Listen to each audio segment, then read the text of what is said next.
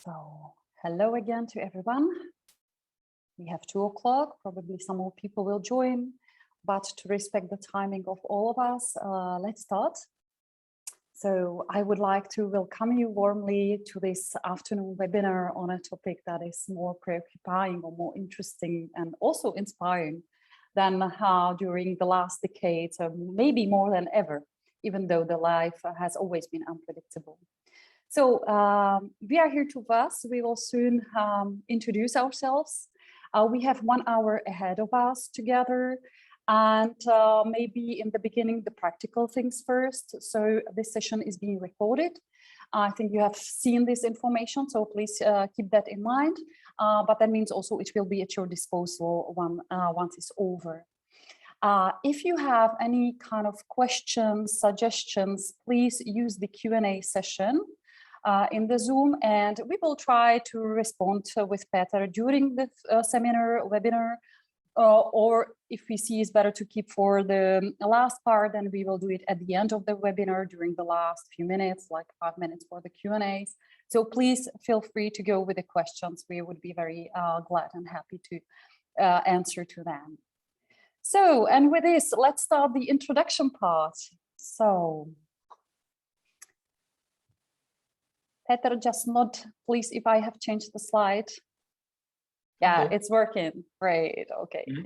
So our company is called Assessment Systems. What we are doing is basically helping companies, helping our clients to discover the human potential that they have. So discovering the talents they have, the needs their people have.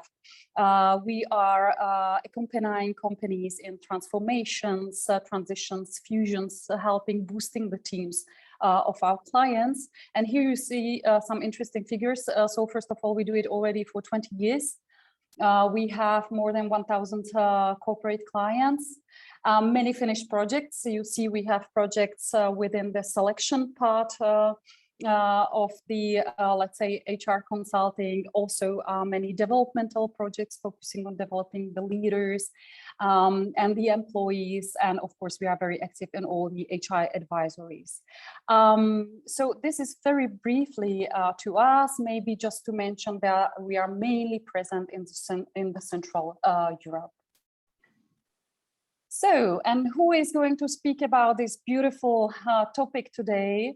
So my name is Hanna Keita-Rizmanova, as you see on the slide. I'm a senior consultant of Assessment Systems.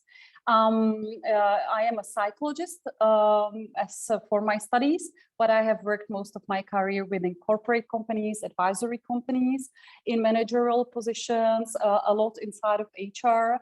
And in Assessment Systems, I provide the consultancy services, coaching. I am a trainer, and many, many other things that I ensure.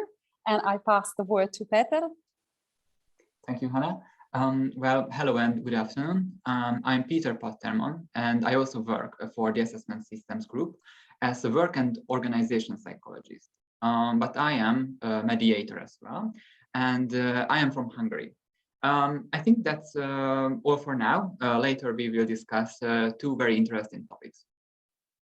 Okay, so that's a brief introduction so that you know who is speaking to. So yes, I mean, that's obvious. Life is unpredictable. I think it has always been unpredictable, maybe even more than now. But during the last decades, I think we got used to rather calm style of life in Europe. And then the last 2 years, we had a surprise with the COVID. And nowadays, we have the Ukrainian crisis. But also, there are many other unpredictable events that we might have forgotten because of this current situation. So yeah, we are facing them regularly. And how do we deal with them? So mainly, the first thing human beings do, they try to predict that. They try to predict the unpredictable. Yeah. So this is our reflex, and trying to predict everything, trying to control the future. In fact, it makes us rather more, let's say, rigid.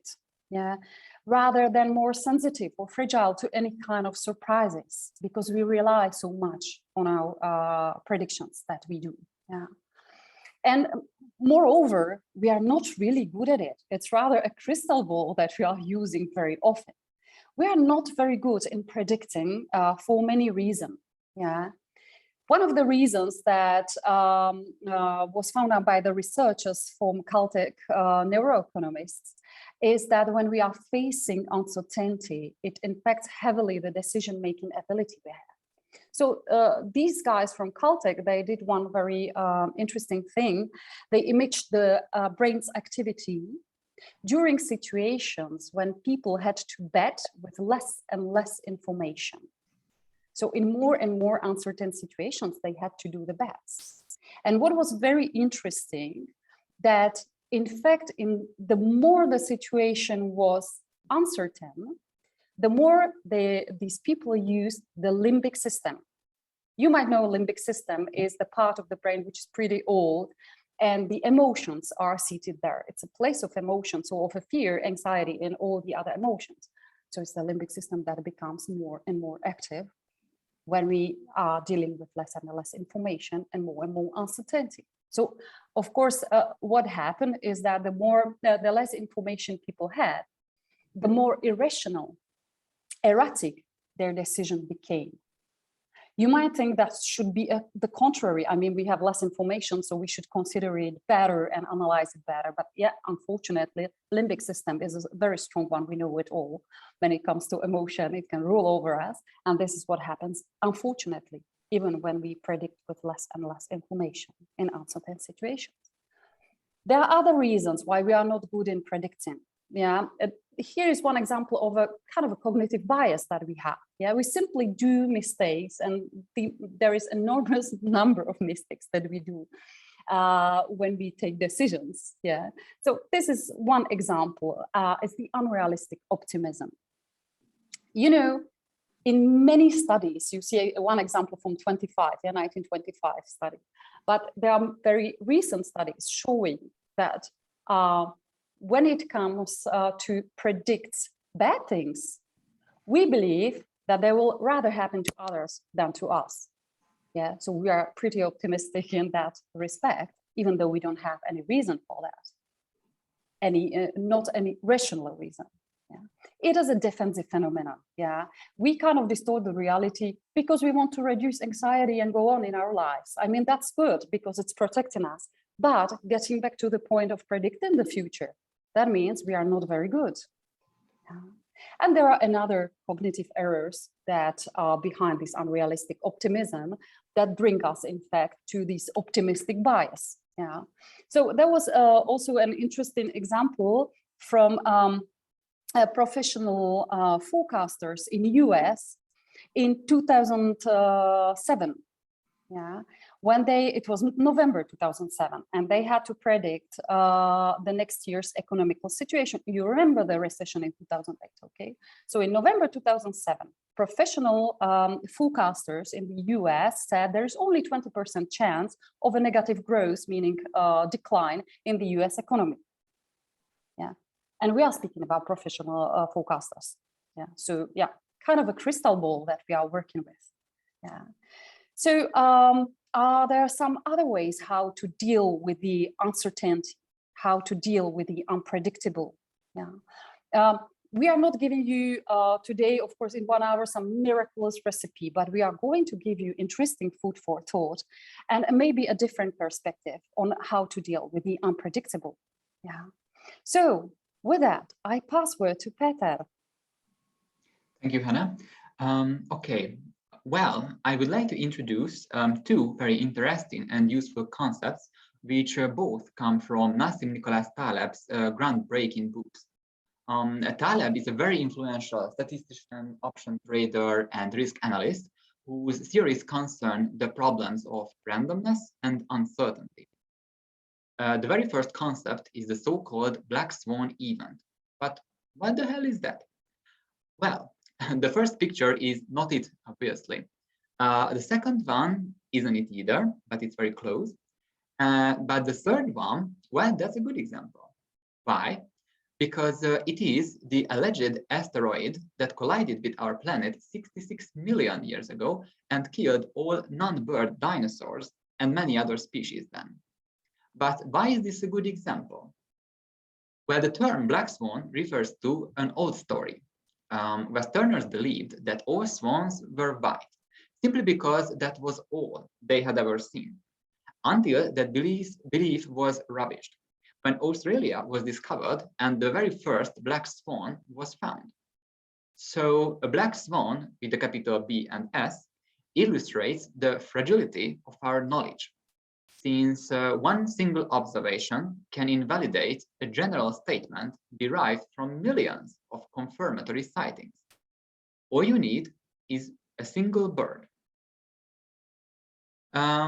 That's okay so far, but what are these mysterious black swans exactly? Hannah, move on, please. Thank you. Well, a black swan is an extremely rare event with very severe consequences, since it can cause catastrophic damage to an economy or a society. But interestingly, it cannot be predicted beforehand at all. Though, after the fact, many people falsely claim that it could and even should have been predicted, but that's not true.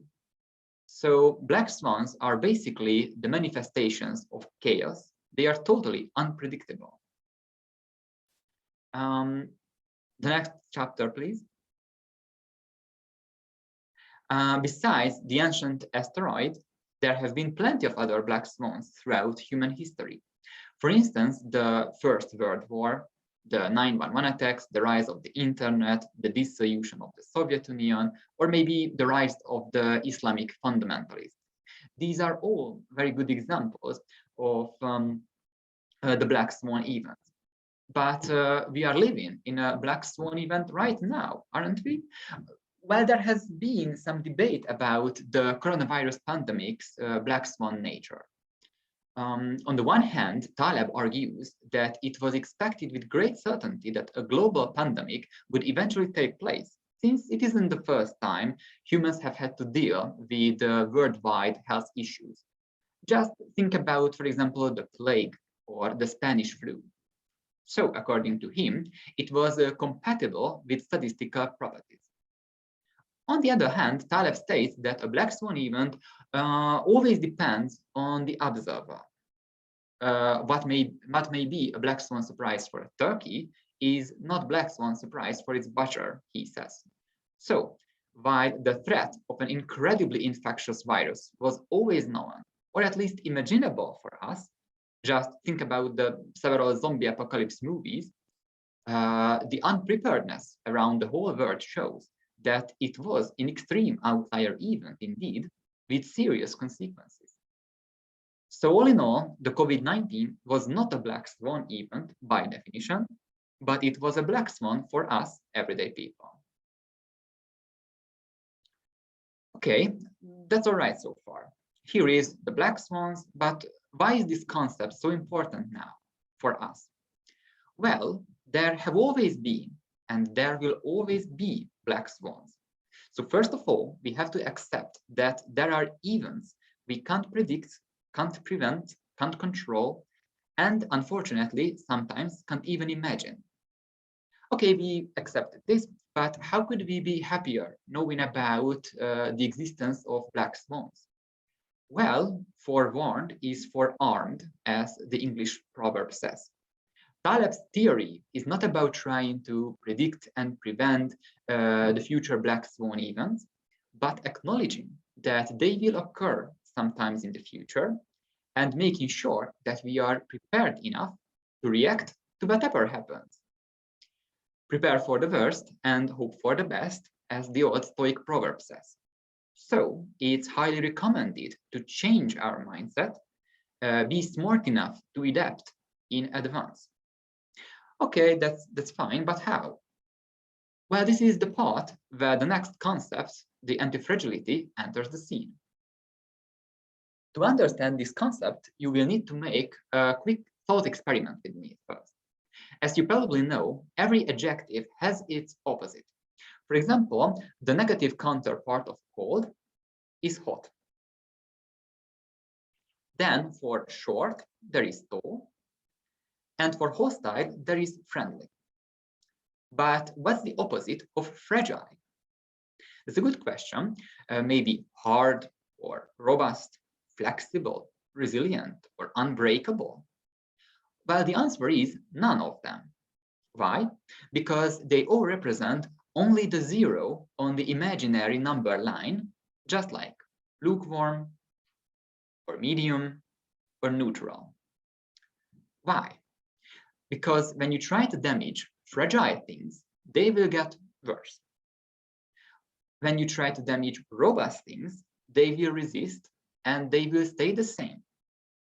And when you try to damage resilient things, they will get worse at first, but then they will be the same again. So now we are looking for something more. We are looking for something that is beyond robustness and resilience. We need an adjective that represents the ability of getting better and better when you try to cause damage. I assume it's a pretty hard task for you and for me as well, since there is no word at all for the exact opposite of fragile. It simply doesn't exist. That's why Taleb suggested calling it antifragile and antifragility. Okay, we can move on to the next slide. To explain and clarify the triad of fragile, robust, resilient, and antifragile, Taleb uses ancient mythical examples: Damocles, the phoenix, and the hydra. After all, Damocles, who dines with a sword dangling over his head, is fragile. Just a small stress to the string, and the sword would instantly kill him. The phoenix, however, which dies in flames and then resurrects from its ashes, is resilient. It always returns to the very same state.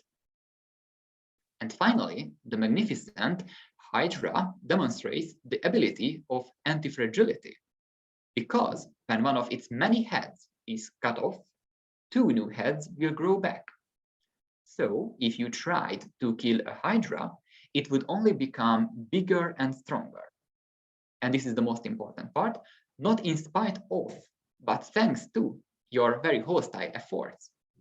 So being antifragile means that somebody or something is able to grow and thrive when it is exposed to volatility, randomness, disorder, stress. So basically to chaos. Okay, we can move to the next slide.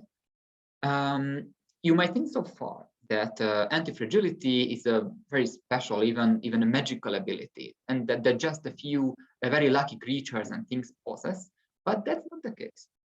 Antifragility is a lot more common than you think. It is everywhere, but we can rarely see it since we don't have a proper word for that, or at least we didn't have. So let's see some real life examples.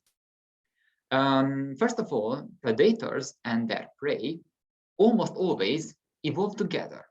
Co-evolution is the process of reciprocal evolutionary change that occurs between groups of species as they interact with each other, mostly in a very hostile, aggressive manner.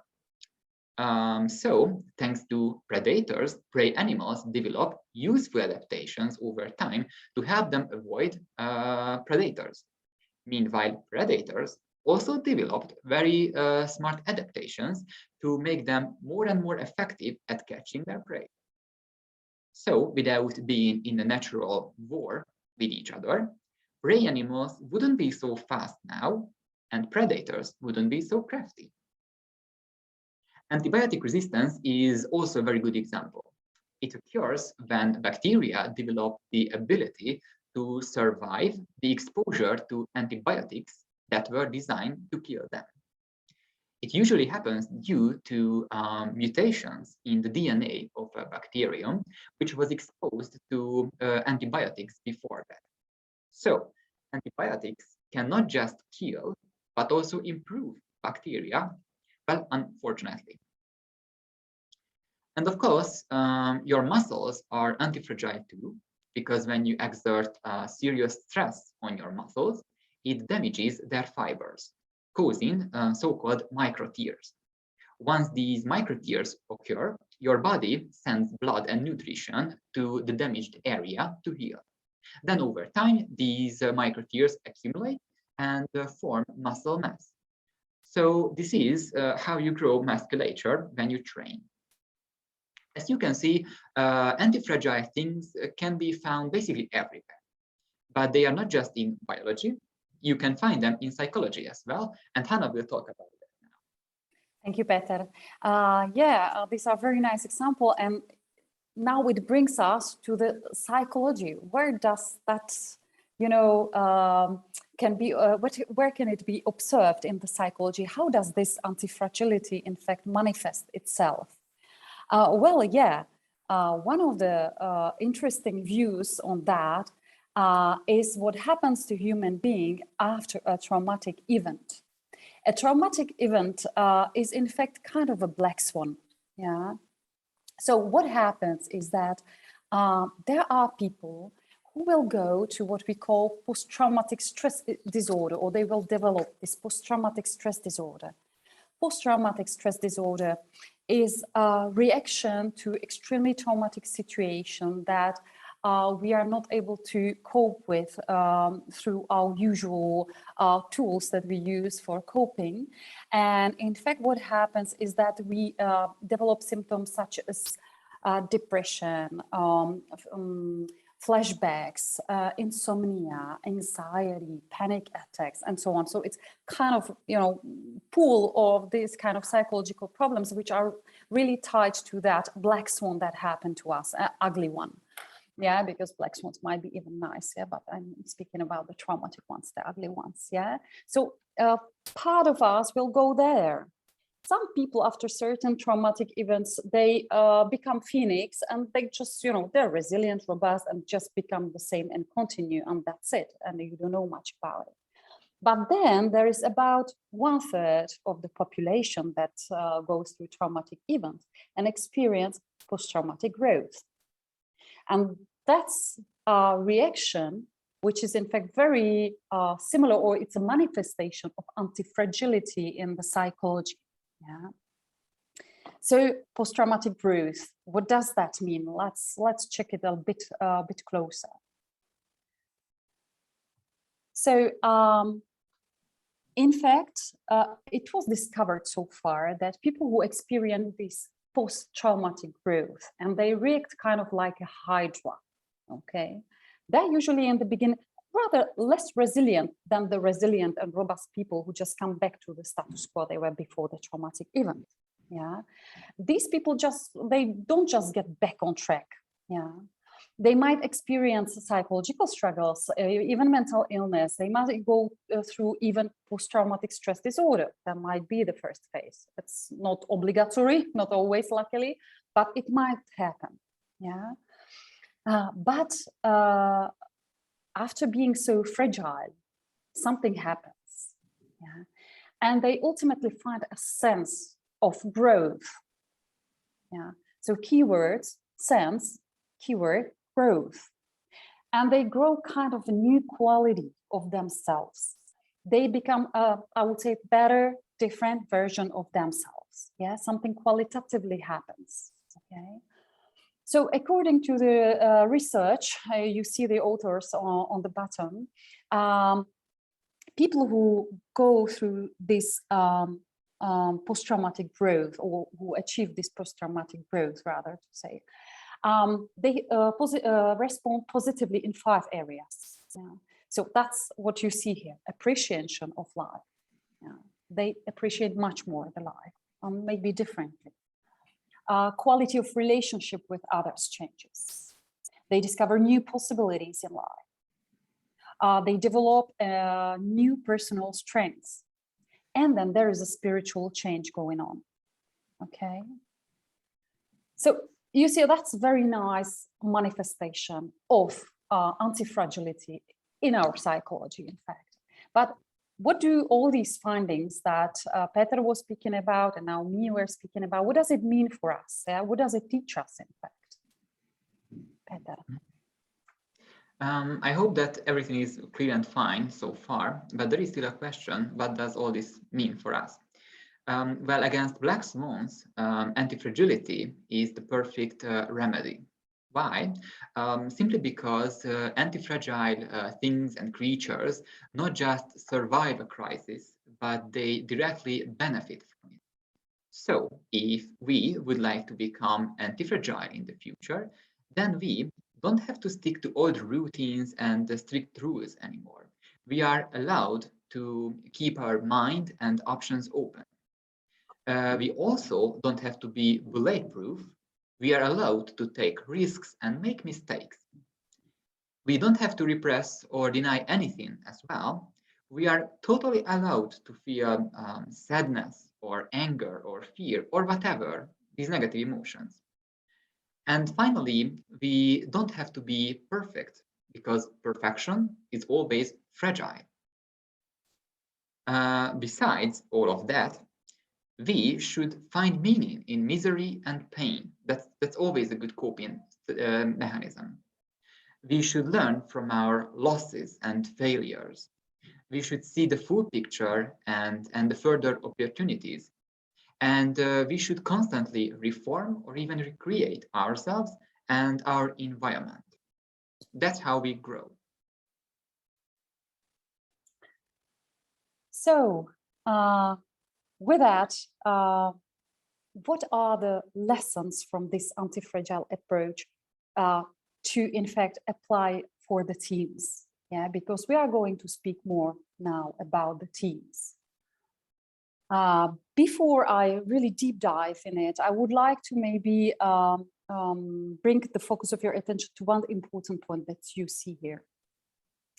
The anti-fragile systems are in fact composed of fragile parts, according to Taleb. Yeah. In fact, this applies to living systems in general. So we as human beings are pretty fragile if you decompose us. So each of our parts, like, okay, my brain, my heart, my livers, my hand, my leg, it itself is a very fragile part of me.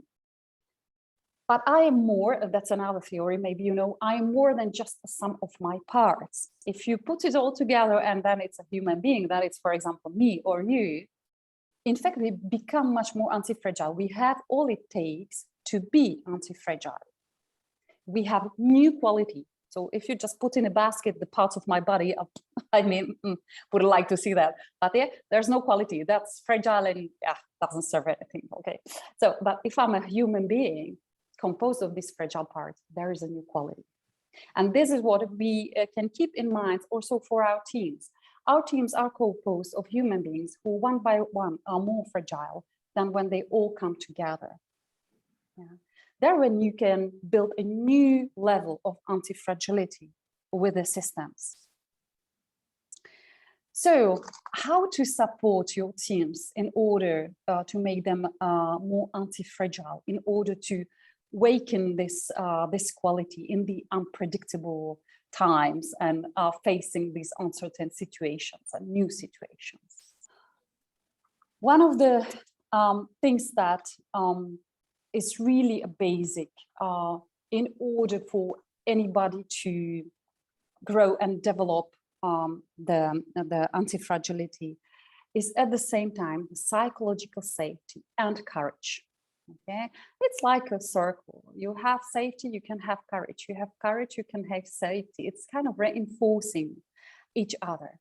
But how to, one of the things that is very important to allow your teams to grow into the anti-fragile hydra is really to give them first the psychological safety. The things when you look at the psychological safety concept that you see here in different, I would say, competencies and also values that is represented here. You might think, yeah, okay, it's quite obvious we need a trust in the team, we need honesty, but it's not that obvious. In fact, in many companies, psychological safety is missing. It's not really something that is established. Yeah. It takes much more than just, I mean, having some, I don't know, open meetings. These are real skills, how to build a trust in the team, how to build accountability, honesty, yeah, but also you have to learn how to lead, for example, a constructive conflict. These are really skills. Yeah. How to support your team with respect, yeah, and open communication. So all this together are preconditions to psychological safety. All this together can help you to get the best of your team when facing the unpredictable situation. Yeah. So if your team inside, remember, fragile parts, but all together can be anti-fragile. If there is a psychological safety within the team, then it can really work. It can really attain the new levels, even facing very unpredictable events that the team has never faced before.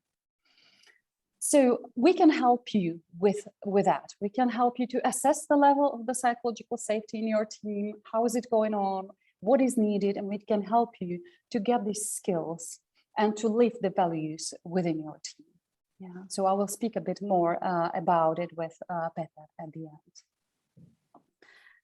So, and the courage goes with that. Once you have this, in fact, maybe I go back to have psychological safety. In fact, it takes also some courage to do it.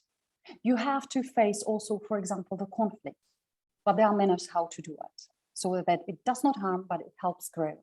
Yeah? And we will get back to it on the next slide. And it's something Peter also was speaking about when speaking about muscles, for example, is that you need to get out of the comfort zone in order to become anti-fragile. So the muscle first can be really tired and a little bit torn, but then it will grow a new quality. Yeah, it will really become a strong muscle. Yeah. So it's with like this with us human beings and with our teams. So we need to regularly get out of the comfort zone, but having the psychological safety behind us helps enormously to be really courageous. Yeah. So you need to know what is going on in your teams to help with this psychological safety and courage. You need to understand what's going on inside. There are different ways how to know. Yeah, once you have a trust, probably you will get to know much easier. But there are also some other tools, because sometimes we need to just assess. We need to have a tool that helps us understand what's going on. And we will speak about one tool that we propose also in this respect.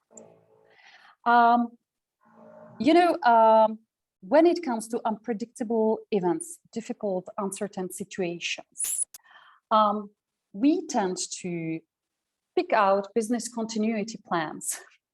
We tend to focus on the business going on. Okay, that's right. But in these unpredictable events, it would work much better for us if we first focus on the humans. Because it's the humans who can, it's not the business continuity plans and other kind of plans we have that can face really a black swan with new solutions. It is the human brain, it is the brains in your team that can bring completely new views and maybe help you redefine the business. It's not what you have prepared when you predicted the events that are unpredictable that will really save you. Yeah. So one of the reasons why to do it, why to work first with humans and concentrate on that and help your humans in the team to be fine and to be able to face this uncertainty. So it was, we could observe the difference in companies when the COVID started, when there was a first lockdown. There were companies who immediately were looking for solutions, how to help their employees to be okay, to manage. They were interested in how the people are doing. And then there were companies who were not interested much in the first lockdown. They just wanted their business to go on and production and everything. It's important, but I mean, you know, business without humans cannot exist. Humans can exist without the business. They will find some new way, maybe new business. Yeah. So there were companies who in the first lockdown did not really think about the people. Some of them did in the second lockdown. There were even some who woke up in the third lockdown. There were some who never woke up. Yeah. And then when it comes to the big quit or big resignations, there are many other reasons behind, but one of them might be also how you treated the people when there was a crisis, of course. Yeah. So first focus on humans, then on business in these kind of situations. Allow also for fragility, and you can also show vulnerability. Are you a manager? Are you responsible of a team? And you might not be sure what to do. You might feel stress or something. Doesn't mean you have to put it onto your people, but you can speak about it. And you can also show an example how you get over it. Yeah. Sometimes it's really reassuring to know that, yeah, others are also struggling with some situations. Yeah. They also have emotions, and to look at others, how they manage. So maybe look at you as a manager, how do you manage in these situations? Yeah. So yes, we are allowed to be fragile, and we can do something about it. We can make a force out of it. Allow experimenting. I mean, what do you want to do when you are facing unpredictable and unknown even? You can't reuse the old scenarios. You just have to experiment. And we are not really good at it. You hear a lot about it, especially with the agile project management. That's a big topic, yeah, experimenting and then doing the retrospective. And in reality, it does not happen that much. So experiment, but stop and do the retrospective. Check what did you do, how did you do, what was the result, and what you can learn from that experience. So especially when going through the Black Swan, that's extremely important to do. And you can do it in sprints, just like in the agile project management. It's a very good approach in the unpredictable situation. Also, focus on what you can control. We all tend to worry about things that are out of our control, out of our influence. The first thing to do for each of us, but also for your teams, okay, what we control and we can do now? And it can have some impact. Where we need to do some influence, and that's it, not to spend much more time on that. What are the things that are completely outside of our hands and it doesn't make any sense to spend our time and energy on that? Okay, so be sure about what you have under control, because you always have something under control. Support the vigor. This is something I already mentioned. Yeah, it's the muscles. So get regularly out of the comfort zone and then rest. If you are too long time in the comfort zone, we become fragile. So yeah, we can also look at Black Swans positively in that way, that it's really, as somebody said, what doesn't kill me makes me stronger. Yeah, the quote from Nietzsche. Yeah, that's the point, basically. I mean, if you get regularly out of the comfort zone, then you won't be that surprised. And we were maybe for many years kind of in a certain comfort zone. Yeah, luckily, glad about it. but. So, and then if you have these, preconditions for psychological safety and courage, then you can change the game. You can really redefine and recreate the business and play a different game than you used to play. Yeah. Please feel free, if you have any questions, to use the Q&A session for those who came later. Yeah. So with that, there is one thing that we would like to stress from this concept, and that's the purpose. In situations when you are facing Black Swans, when things are getting out of control, it's unpredictable, we are not feeling maybe safe, what we need to do is to really refocus on the purpose. The goals are the second ones. Is the purpose that will really make us anti-fragile. Yeah. Remember when I was speaking about post-traumatic growth, the things that happen is that the people who went into the growth, they kind of found a sense for the growth. Something happened. That was a purpose. That was a new purpose. So even in your teams, even in companies, what you need to do in those times is to go back to your purpose. Make sure you are on the same boat and you know why you do things that you do. The goals will come after. They always come. You always have some KPIs. Okay. So, and then use our well-being solution. Yeah, so we have solutions that can really support your teams in these times, help you to be anti-fragile. I mean, I don't want to, it can be resilient, whatever, but I think the anti-fragile sums up very nicely the new quality that you want your teams to achieve. Yeah. So we are proposing solutions that can really help you to understand what's going on in your teams, and then find some ways how to work with that, and how to install the psychological safety and help the courage really to develop. So we offer complex solutions. This is what we like to provide our clients, because we believe that that works the best, to start at the beginning, you know, and really take it in a complex manner.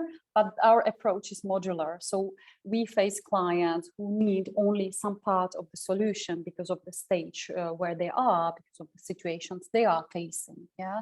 So I'm going to speak of the solutions in a more complex way, but then we show you a little bit more what's inside, so that you have some idea what we could help you with. So first of all, we can help you with the well-being assessment. So where my teams are standing, what do they need? Exploring the needs of people, and the status of the organization, the level of the psychological safety. What is also very often missing, yeah, after this, let's say, discovery phase, yeah, what is very often missing is some kind of support lines, or, you know, some procedures and ways for people to know what to do when they are not feeling good. So we can help you to define that. We can then provide a help on an individual level, for example, through our employee assistance program. Yeah. We'll speak about it a bit more later, but this is really providing your people professional help to cope with their problems individually, even the problems which are beyond you as a manager or your company, where you can't anymore help the people. So even that we can help you to solve. We can help you on a team level. So yeah, we like to work with teams. We like to help people to build coping methods, including the psychological safety inside of the team and the courage, yeah, within the organization. And we can work for various target groups. Yeah, so it can, for example, you might have needs that are more about the youngsters in your company, or the managers, or other target groups. So we, of course, provide also workshops for managers, and we also provide individual support to managers, such as coaching or mentoring. Okay. Peter will introduce our one of the modules of our solution, I would say. Mm-hmm. Yes, to assess the actual psychological state, for example, the mood, the motivation, or the satisfaction of our team, or maybe the whole company, well, Arnold will be the perfect choice. Namely, Arnold is a very clever little chatbot designed for online surveys and communication with the employees. He has prepared conversations ranging from employee satisfaction to happiness at work.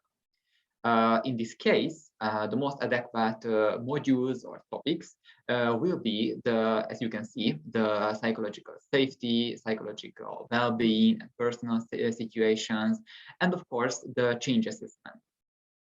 After the online conversations conducted with the chosen employees in the company, Arnold will create customized reports for us.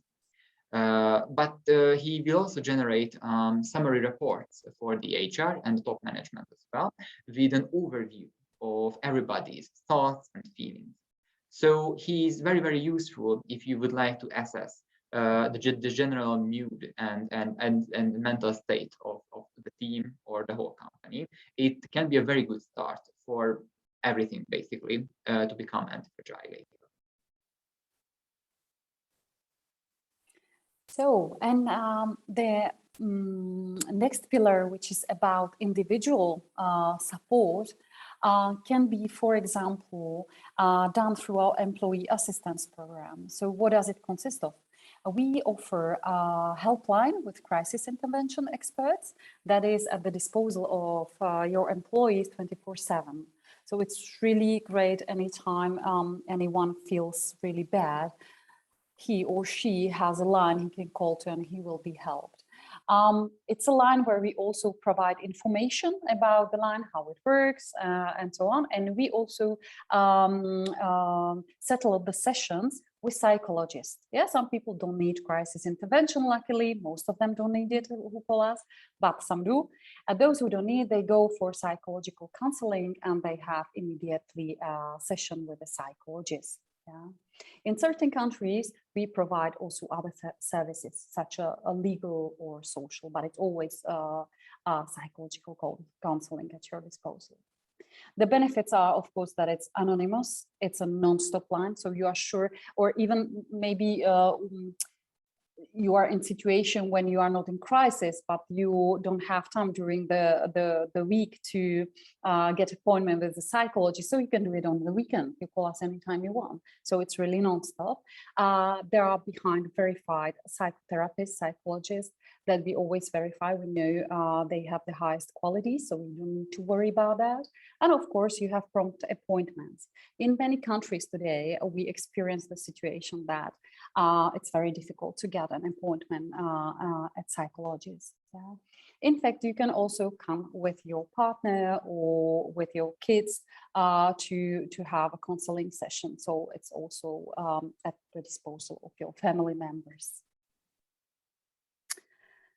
And another example of what we do within our well-being solution to support the anti-fragility of your people and your teams are many kinds of workshops, webinars, and trainings. Yeah. That can be for all employees, or it can be for targeted groups. So we had, for example, a client with a special need. We want to support mothers returning after maternity leave. Yeah, so what can we do for them so that they feel good and that it's so smooth as possible when they get back to work? Or you can have, for example, young people who really were struggling during the last 2 years very often. So we can provide a specific program for them.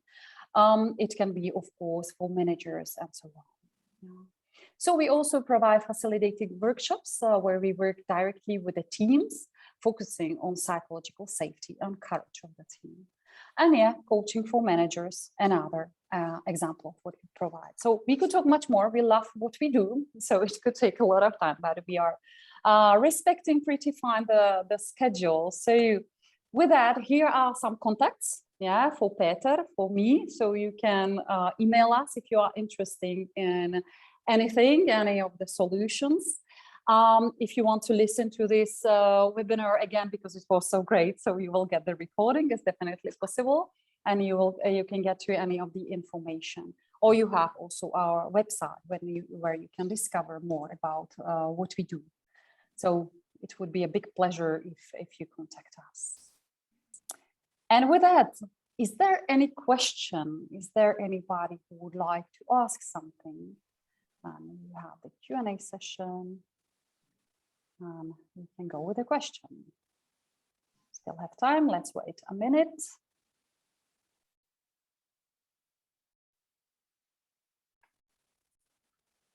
And then we recommend, of course, to everyone to read Nassim Taleb's books. The Black Swan and the other one is called Antifragility. Peter? I never remember the title.